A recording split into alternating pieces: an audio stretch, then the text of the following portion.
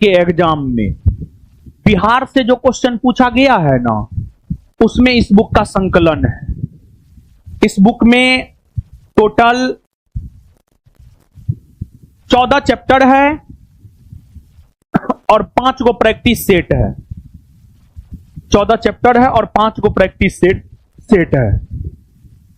14 chapter में जो last chapter है 14वां नंबर बिहार प्रीवियस ईयर प्रश्नावली, पेज नंबर 142 से 169। इसको जब आप देखेंगे ना, बीपीएससी का वैसा क्वेश्चन जो बिहार में पूछा गया है वो है बिहार दरोगा, सीडीपीओ, सचिवालय, बिहार पुलिस, क्लर्क। बिहार के एग्जाम में बिहार से पूछे जाने वाले सभी क्वेश्चनों का कलेक्शन इस बुक में है। और इतना शानदार कलेक्शन मेरे ख्याल से नहीं मिलेगा आपको। तो बिहार में इसी बुक को करना है। सब लोग खरीद लीजिएगा। ऑनलाइन वालों के लिए, ऑफलाइन वाले दुकान से खरीद लेंगे इसका हार्ड कॉपी। ऑनलाइन वालों के लिए जो है प्रयास ये करेंगे पीडीएफ दिलवा देने का। आप अपना निकलवा के पढ़िएगा। यही है। तो आइए पढ़ाते हैं। इसमें अप्रॉक्स में 10 चैप्टर हम आपको पढ़ाएंगे, जिसमें बिहार का प्राचीन इतिहास, बिहार का मध्यकालीन इतिहास जब हम आपको पढ़ाएंगे, जब चैप्टर नंबर 3 और चैप्टर नंबर 4 पढ़ाएंगे, तो चैप्टर नंबर 3 और चैप्टर नंबर 4 पढ़ाते हुए ही प्राचीन भारत का इतिहास और मध्यकालीन भारत का इतिहास भी पढ़ा देंगे। क्योंकि प्राचीन भारत का इतिहास और मध्यकालीन भारत का इतिहास नहीं ना हुआ है, नहीं हुआ है।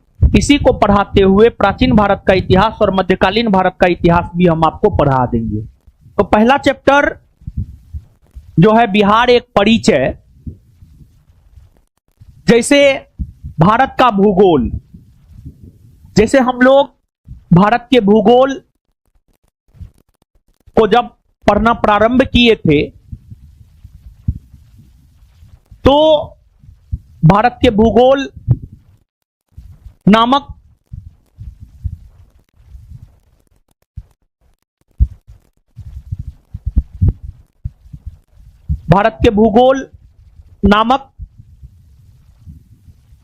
विषय में पहला चैप्टर भारत एक परिचय पढ़े थे, जिसमें भारत के विषय में सामान्य जानकारी जो है हम लोग पढ़े थे।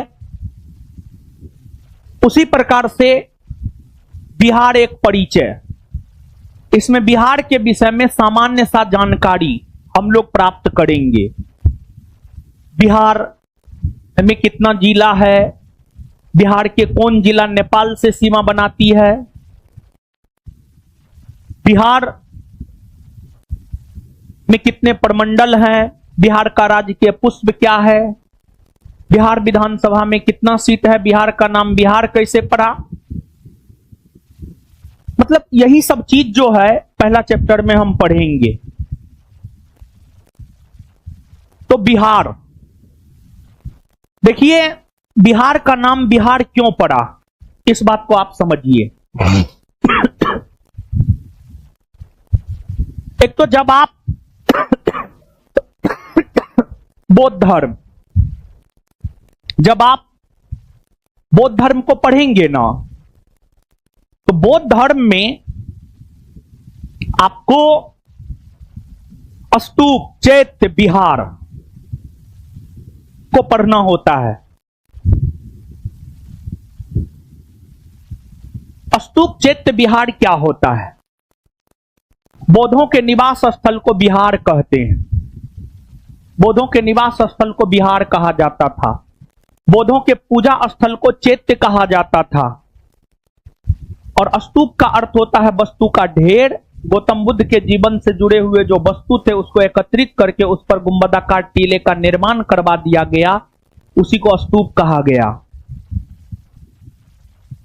जहां तक बिहार शब्द है बौद्धों के निवास स्थल, बौद्ध धर्म के लोग जहां रहते हैं, बौद्ध धर्म के लोग जहां रहते हैं, बौद्ध धर्म के लोग जहां रहते हैं, उसी को बिहार कहा जाता है। और आप सब लोग जानते हैं बौद्ध धर्म के संस्थापक गौतम बुद्ध हुए। गौतम बुद्ध को ज्ञान की प्राप्ति बिहार की धरती बोधगया में हुई, बोधगया में हुई। गौतम बुद्ध ने बौद्ध धर्म का प्रचार प्रसार करने हेतु मगध मतलब पटना और गया, मगध मतलब बिहार, मगध को बौद्ध धर्म के प्रचार का केंद्र बिंदु महात्मा बुद्ध ने बनाया था। और जब महात्मा बुद्ध ने मगध को बौद्ध धर्म के प्रचार का केंद्र बिंदु बनाया तो मगध में रहते हुए ही महात्मा बुद्ध ने बौद्ध धर्म का प्रचार प्रसार पूरे बिहार और उत्तर प्रदेश के क्षेत्र में किया। तो गौतम बुद्ध जो बौद्ध धर्म का प्रचार प्रसार बिहार और उत्तर प्रदेश में किया, उसमें सबसे ज्यादा बौद्ध धर्मावलंबी के लोग मगध के क्षेत्र में, सबसे ज्यादा बौद्ध धर्मावलंबी के लोग मगध के क्षेत्र में रहने लगे।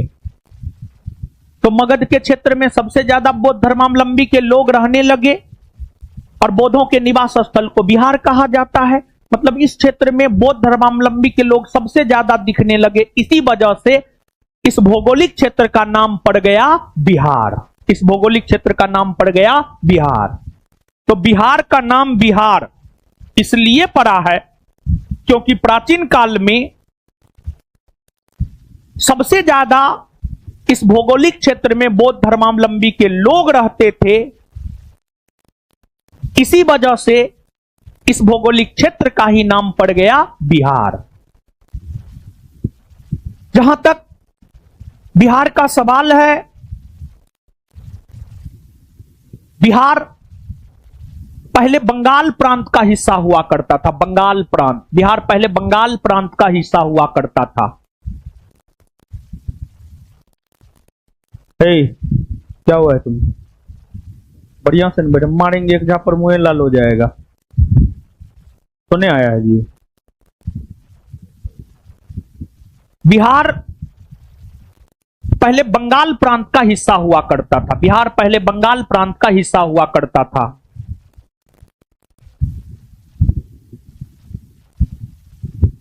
वर्ष 1911 में, दिसंबर 1911 में तृतीय दिल्ली दरबार का आयोजन हुआ। उस तृतीय दिल्ली दरबार में ही यह घोषणा हुआ कि बंगाल का पुनर्विभाजन करके बिहार का गठन किया जाएगा। और उस तृतीय दिल्ली दरबार के घोषणा के तहत ही बंगाल का पुनर्विभाजन किया गया और बिहार का गठन किया गया। बिहार का गठन 22 मार्च 1912 को हुआ। बिहार का गठन अगर देखा जाए तो बिहार का गठन जो है आपको 22 मार्च 1912 को हुआ है। 22 मार्च 1912 को बिहार का गठन हुआ। लेकिन 22 मार्च 1912 को बिहार का गठन हुआ। यही वजह है कि 22 मार्च को हम लोग प्रत्येक वर्ष बिहार दिवस के रूप में मनाते हैं। यही वजह है कि 22 मार्च को प्रत्येक वर्ष हम लोग बिहार दिवस के रूप में मनाते हैं। बिहार दिवस के रूप में मनाते हैं। बिहार दिवस के रूप में मनाते हैं। 22 मार्च 1912 को गठन हो गया, लेकिन बिहार विधिवत रूप से अस्तित्व में 1 अप्रैल 1912 को आया है। 1 अप्रैल 1912 को आया है। 1 अप्रैल 1912 बिहार जो विधिवत रूप में 1 अप्रैल 1912 को अस्तित्व में आया है, उस बिहार में बिहार, झारखंड और ओडिशा तीनों प्रांत हुआ करता था। 1 अप्रैल 1912 को जो बिहार विधिवत रूप से अस्तित्व में आया था, 1 अप्रैल 1912 को जो बिहार विधिवत रूप से अस्तित्व में आया था, उस बिहार में बिहार, झारखंड और ओडिशा तीनों प्रांत हुआ करता था। आगे चलकर वर्ष 1936 में बिहार में पहली बार विभाजन हुआ, या बिहार का पहली बार विभाजन हुआ। वर्ष 1936 में बिहार का पहली बार विभाजन हुआ, और वर्ष 1936 में बिहार का पहली बार विभाजन हुआ और एक नया प्रांत बना ओडिशा। ओडिशा जो बना है बिहार से ही अलग होकर के ओडिशा बना है, और ओडिशा बिहार से अलग होकर के वर्ष 1936 ईस्वी में बना है, वर्ष 1936 ईस्वी में बना है।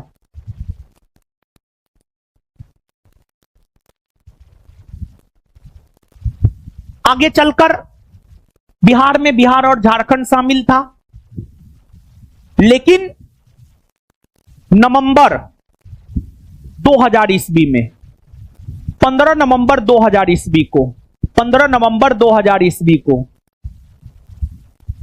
फिर से बिहार का विभाजन हुआ, और 15 नवंबर 2000 ईस्वी को फिर से बिहार का विभाजन हुआ और एक नया प्रांत बना झारखंड। तो बंगाल का विभाजन हुआ तो बिहार बना, बिहार का विभाजन हुआ झारखंड बना, फिर से बिहार का विभाजन हुआ ओडिशा बना, और फिर से बिहार का विभाजन हुआ तब झारखंड बना, तब झारखंड बना।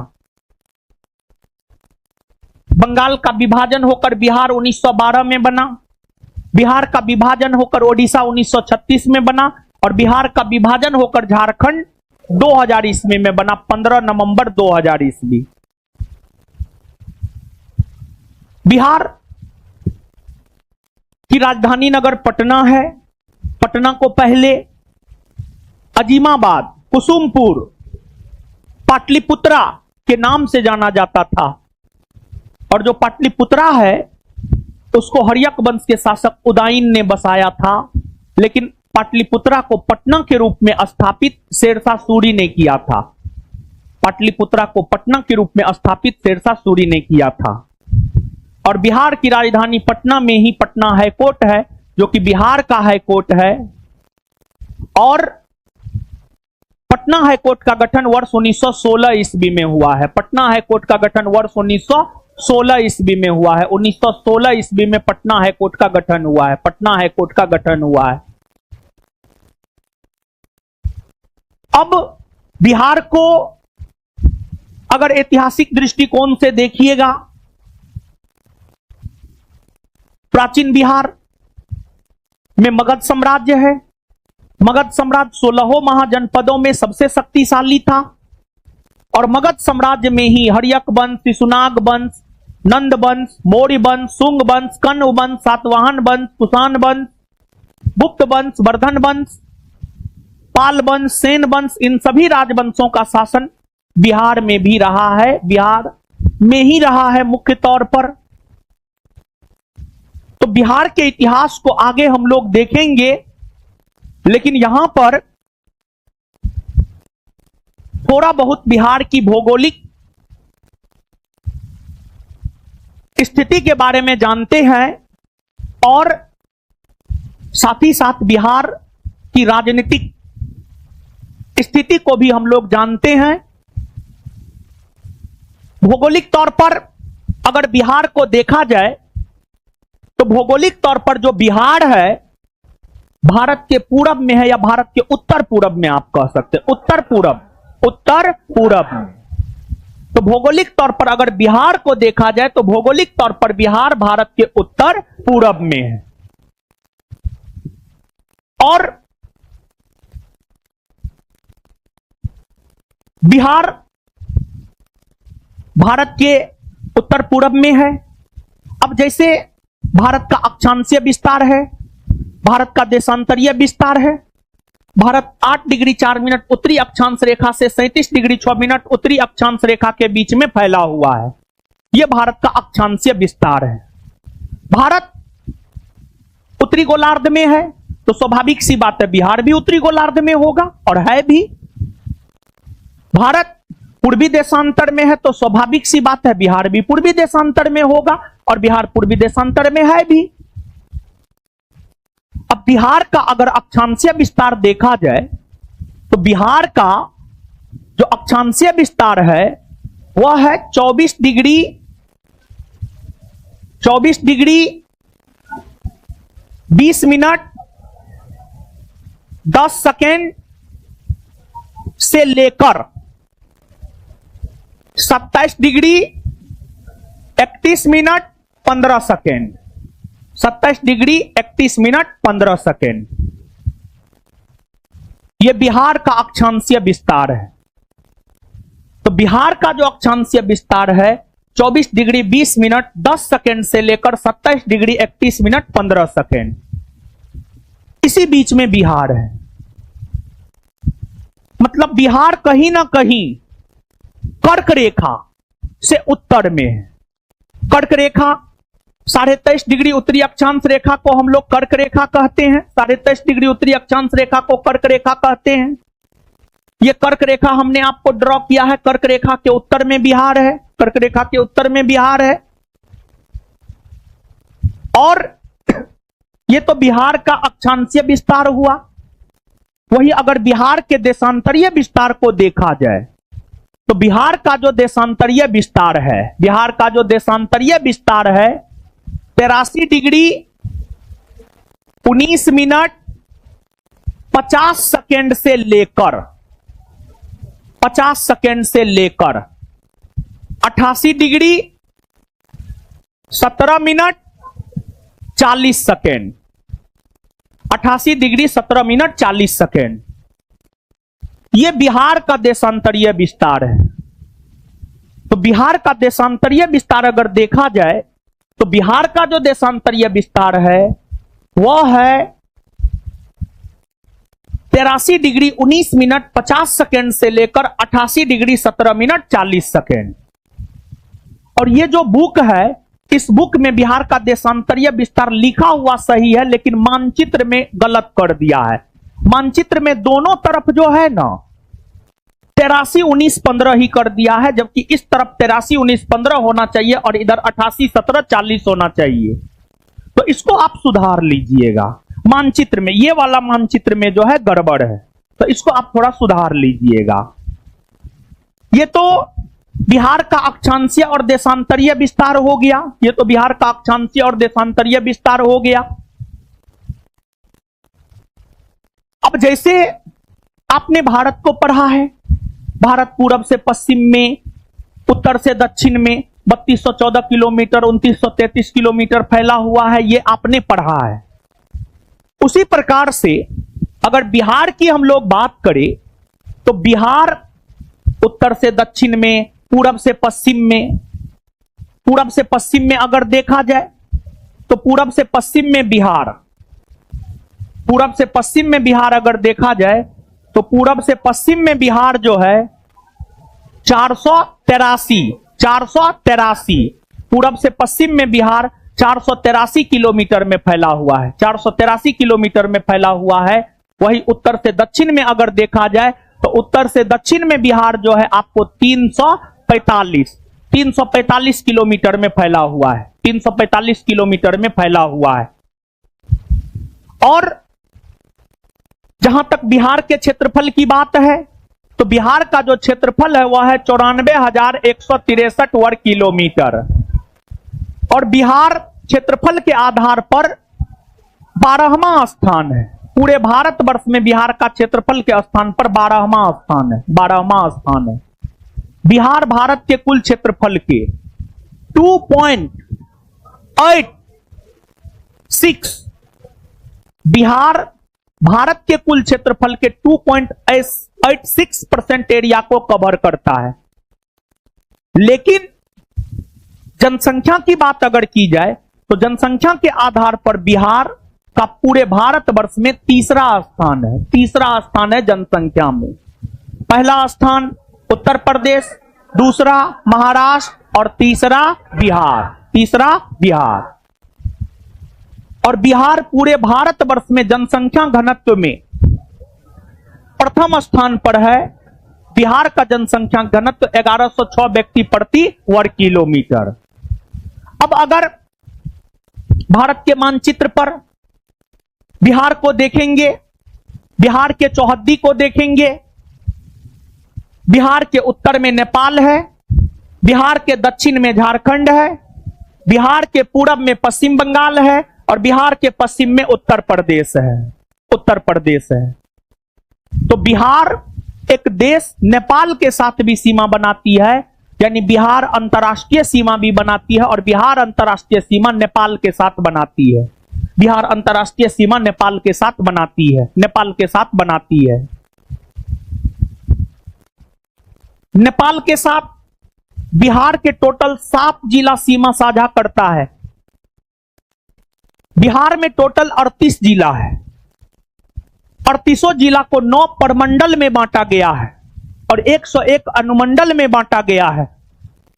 तो बिहार के जो 38 जिला है, 38 जिला में से 7 जिला नेपाल के साथ सीमा साझा करती है, 8 जिला झारखंड के साथ सीमा साझा करती है, 3 जिला पश्चिम बंगाल के साथ सीमा साझा करती है, 8 जिला उत्तर प्रदेश के साथ सीमा साझा करती है। तो बिहार के कौन से 7 जिला नेपाल के साथ सीमा साझा करती है?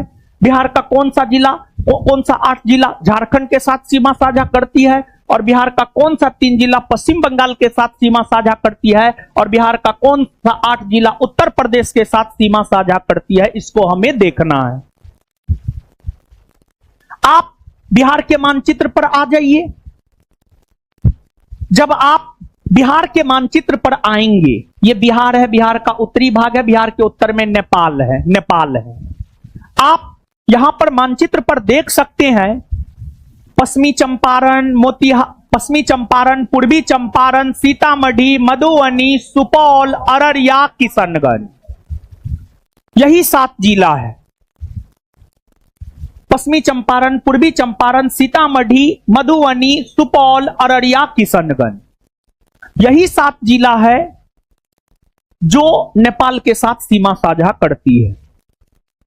बिहार में गंगा नदी तबाही मचाती है। जो गंगा नदी नेपाल के गोसाईथान चोटी से निकलती है, कोसी नदी, गंगा बोल दिए, सॉरी, बिहार में कोसी नदी, बिहार में कोसी नदी जो है बाढ़ का कारण बनती है। बिहार में कोसी नदी बाढ़ का कारण बनती है, सॉरी, बिहार में कोसी नदी बाढ़ का कारण बनती है। जो कोसी नदी नेपाल के गोसाईथान चोटी से निकलती है और वो कोसी नदी बिहार में प्रवेश सुपौल जिला से करती है।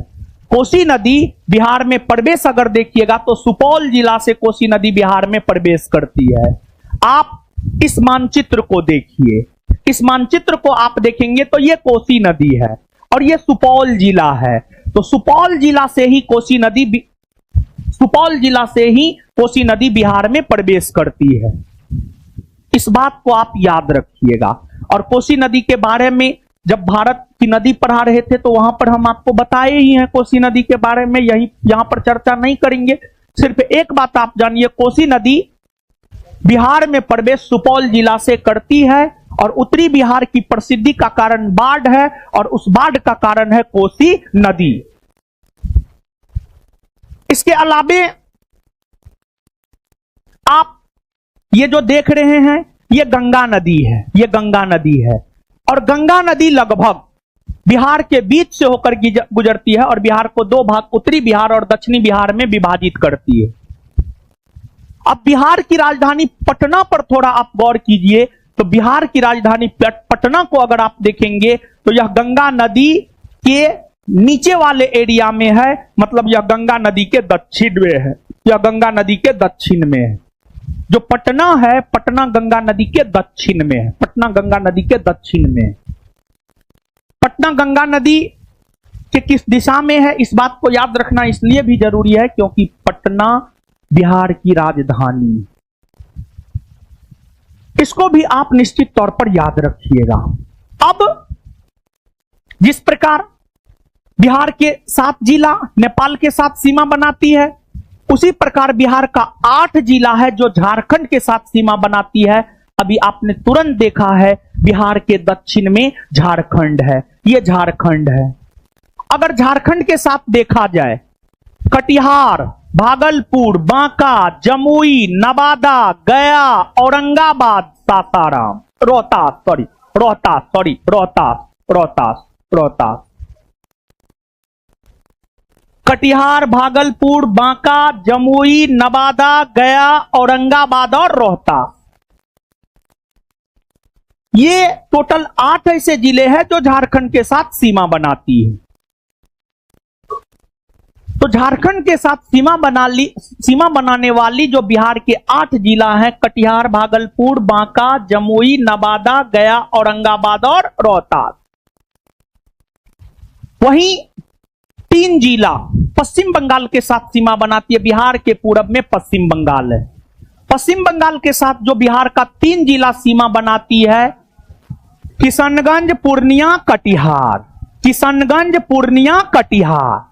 यहां पर आप थोड़ा गौर कीजिए। किशनगंज बिहार का एक ऐसा जिला है जो नेपाल और पश्चिम बंगाल दोनों के साथ सीमा बनाती है। और दूसरी बात यहां पर आप यह गौर कीजिए, कटिहार पश्चिम बंगाल और झारखंड दोनों के साथ सीमा बनाती है। अब इसी प्रकार अगर बिहार के पश्चिम में देखा जाए तो उत्तर प्रदेश है। उत्तर प्रदेश बिहार के 8 जिला के साथ सीमा बनाती है। और उत्तर प्रदेश जो बिहार के 8 जिला के साथ सीमा बनाती है, वो 8 जिला अगर आप देखेंगे तो वो 8 जिला पश्चिमी चंपारण, गोपालगंज, सिवान, सारण, भोजपुर, बक्सर, कैमूर और रोहतास। कैमूर और रोहतास। पश्चिमी चंपारण 1, गोपालगंज 2, सिवान 3, सारण 4, भोजपुर 5, बक्सर 6, कैमूर 7, रोहतास 8। ये 8 ऐसे जिले हैं जो उत्तर प्रदेश के साथ सीमा बनाती है। अब यहां पे थोड़ा सा आप गौर कीजिएगा तो वेस्ट चंपारण बिहार के ऐसे जिला है जो नेपाल और उत्तर प्रदेश दोनों के साथ सीमा बनाती है। और फिर यहां पर आप रोहतास को गौर कीजिए। रोहतास ऐसा जिला है जो उत्तर प्रदेश और झारखंड दोनों के साथ सीमा बनाती है। और हमको लगता है 1275 में जिस प्रकार से बिहार से प्रश्न पूछे गए थे, उससे हमको लगता है कि ये जो बात है, ये जो जानकारी है कि वेस्ट चंपारण ऐसा जिला है जो नेपाल उत्तर प्रदेश दोनों के साथ सीमा बनाती है, रोहतास ऐसा जिला है जो झारखंड उत्तर प्रदेश दोनों के साथ सीमा बनाती है, कटिहार ऐसा जिला है जो झारखंड वेस्ट बंगाल दोनों के साथ सीमा बनाती है, किशनगंज ऐसा जिला है जो नेपाल वेस्ट बंगाल दोनों के साथ सीमा बनाती है। ये जानकारी आपके एग्जाम के पॉइंट ऑफ व्यू से काफी ज्यादा महत्वपूर्ण है। अब बिहार के 38 जिला में अगर देखा जाए तो बिहार का सबसे उत्तरी जिला पश्चिमी चंपारण और बिहार का सबसे दक्षिणी जिला गया। बिहार का सबसे उत्तरी जिला वेस्ट चंपारण, पश्चिमी चंपारण और सबसे दक्षिणी जिला गया। जहां तक गया का सवाल है, गया बिहार का सबसे गर्म और सबसे ठंडा जिला है। सबसे ज्यादा गर्मी भी गया में पड़ता है, सबसे ज्यादा ठंडी भी गया में पड़ता है। फिर बिहार का अगर सबसे पूर्वी जिला देखा जाए तो किशनगंज और सबसे पश्चिमी जिला अगर देखा जाए तो कैमूर। बिहार का सबसे पूर्वी जिला अगर देखा जाए तो किशनगंज और सबसे पूर्वी जिला अगर देखा जाए तो कैमूर। बिहार का सबसे पूर्वी जिला किशनगंज और सबसे पश्चिमी जिला कैमूर। अब किशनगंज बिहार में ऐसे औसतन वार्षिक वर्षा 112 सेंटीमीटर होता है। बिहार में ऐसे औसतन वार्षिक वर्षा अगर देखा जाए तो 112 सेंटीमीटर होता है। लेकिन पूरे बिहार में सबसे ज्यादा वर्षा अगर देखा जाए किशनगंज में होता है और सबसे कम वर्षा अगर देखा जाए औरंगाबाद में होता है। सबसे कम वर्षा औरंगाबाद में होता है। अब ये सब बिहार के बारे में सामान्य सी जानकारी हुई। बिहार को अगर हम लोग देखें राजनीतिक तौर पर, तो बिहार द्विसदनीय विधायिका वाला राज्य है। द्विसदनीय विधायिका वाला राज्य उस राज्य को कहा जाता है जिस राज्य में विधानसभा विधान परिषद दोनों हो। बिहार राज्य में विधानसभा विधान परिषद दोनों है। बिहार राज्य के विधानसभा में 243 सीट है, 243। बिहार राज्य के विधानसभा में अगर देखा जाए तो बिहार राज्य के विधानसभा में 243 सीट है। और विधानसभा में एससी एसटी को उसकी जनसंख्या के अनुपात में सीट प्रदान किया जाता है, उनके लिए सीट आरक्षित रहता है। यह प्रावधान हमारे संविधान के अनुच्छेद 332 में है। अनुच्छेद 332 के प्रावधानों के तहत ही बिहार के 243 लोकसभा सीट में से 38 सीट एससी समुदाय के लिए आरक्षित है और 2 सीट एसटी समुदाय के लिए आरक्षित है। 243 विधानसभा सीट में से 38 सीट एससी समुदाय शेड्यूल कास्ट और 2 सीट एसटी समुदाय शेड्यूल ट्राइबल के लिए आरक्षित है। इसके अलावा बिहार में विधान परिषद भी है और बिहार विधान परिषद में 75 सीट है। और फिर बिहार में लोकसभा का 40 सीट है। बिहार में राज्यसभा का अगर देखा जाए तो बिहार में राज्यसभा का 16 सीट है। बिहार में राज्यसभा का 16 सीट है। फिर बिहार जैसे भारत का राष्ट्रीय पुष्प होता है, राष्ट्रीय पशु होता है, राष्ट्रीय पक्षी होता है, राजकीय चिन्ह होता है, वैसे बिहार की अगर आप बात करेंगे तो बिहार का राजकीय चिन्ह बोधि वृक्ष है। बोधि वृक्ष है। बिहार का राष्ट्रीय वृक्ष पीपल है। बिहार का राष्ट्रीय पुष्प गेंदा है। बिहार का राष्ट्रीय पक्षी गौरैया है। बिहार का राष्ट्रीय पशु बैल है। बिहार का राष्ट्रीय मछली, बिहार का राजकीय मछली मांगुर है। ये सब है। और देखिए, किसी भी भौगोलिक क्षेत्र में बेहतर प्रशासनिक व्यवस्था को लेकर उसका प्रशासनिक विभाजन होता है। जैसे अपना देश भारत ही है तो भारत का प्रशासनिक विभाजन हुआ है किस रूप में? भारत एक देश है।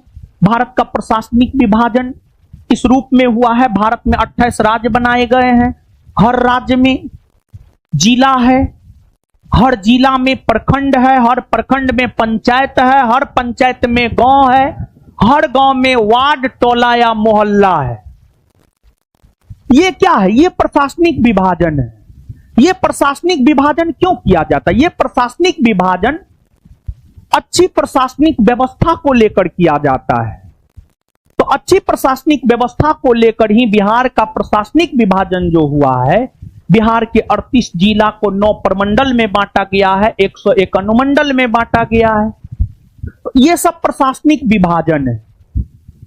और बिहार में जो बिहार का राजधानी नगर पटना है वह महानगर की श्रेणी में आता है, मेट्रोपॉलिटन सिटी की श्रेणी में आता है। मेट्रोपॉलिटन सिटी की श्रेणी में बिहार की राजधानी नगर पटना आती है।